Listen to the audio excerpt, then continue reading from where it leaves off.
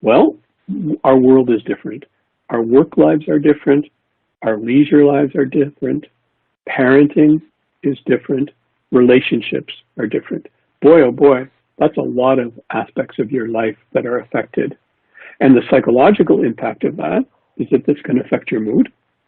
It's important for us to look at the substance use issues because many people are turning to substances as ways of coping.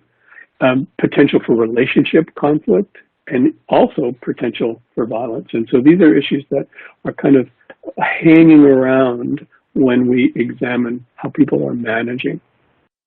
And so the point number one is COVID is stressful. And why is that important? That's an important point because we know that life is a balance between the things that happen in our life that are stressful, that kind of interfere with our day, that kind of make us hard, the problems that we might experience on a daily basis.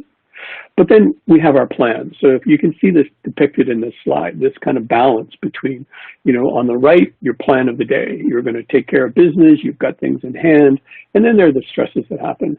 But what happens in our lives when stress goes up? Well, guess what? When stress goes up, self-care goes down.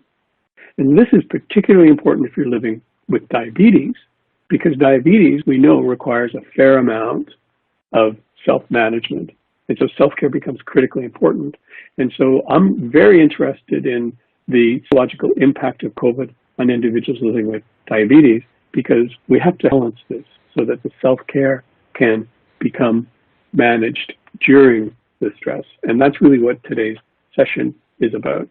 Stress is unavoidable, and we know a lot about how people respond to stress. And so I'd like to talk a little bit about that, and then I want to talk about some coping strategies, both coping strategies in general, but also coping strategies specifically for managing diabetes. Now here you see the typical stress response. So on the left is just an indication that when a human is stressed, it has a strong impact on their body functions. It pretty much affects most aspects of your body. But it also calls for action. People respond. And we categorize the response to stress into 4 categories. There's the fight response, there's the flight response, there's the tend response, and the befriend response. And these are different strategies for when people are stressed. And you may know people who, when they get stressed, they kind of go on, they go on the attack. They get kind of aggressive. They want to get in there and they want to change. Other people, they just want to get out of there. And others that just kind of take a deep breath and take care of themselves, and then others who reach out to others. And we've seen that through this a pandemic, lots of examples of this. And again, I'm not trying to suggest that one is good and the other is not good. I want to suggest that these all have different functions and people have different personal styles.